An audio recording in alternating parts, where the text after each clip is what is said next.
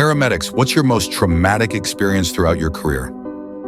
I'm a paramedic. This is the call that still haunts me.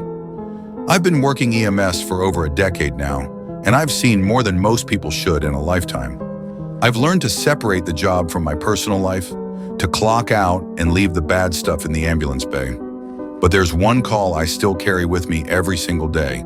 I'm not posting this for sympathy. I just need to get it off my chest. Maybe it'll help someone understand what this job really costs. It was a summer evening, clear skies, nothing unusual.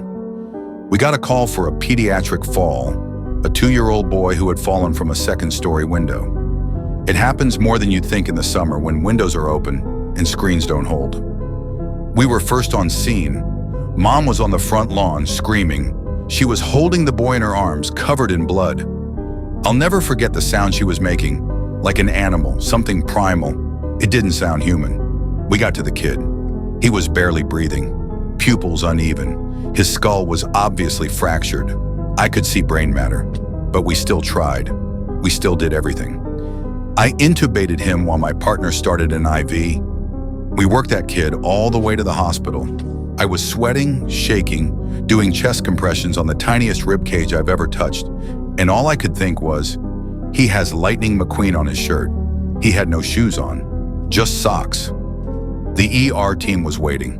We transferred care, and then we just stood there for a second, both of us soaked in blood and sweat, watching them try and fail to bring him back.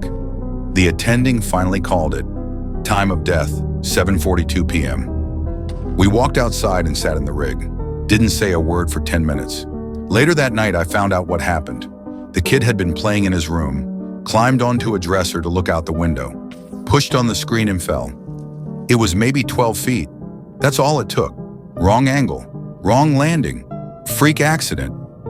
The mom blamed herself. Dad wasn't even home. He got there after and collapsed in the driveway. He screamed when they told him. I still hear it sometimes when everything's too quiet. That was 5 years ago. I have kids now, and there are days I walk past their rooms and my chest gets tight because I see that kid again. I check the window locks every night. I don't let them near anything they could climb. I try not to be paranoid, but how do you ever really shake it? People think the worst part of this job is the gore, or the hours, or the danger, but it's not.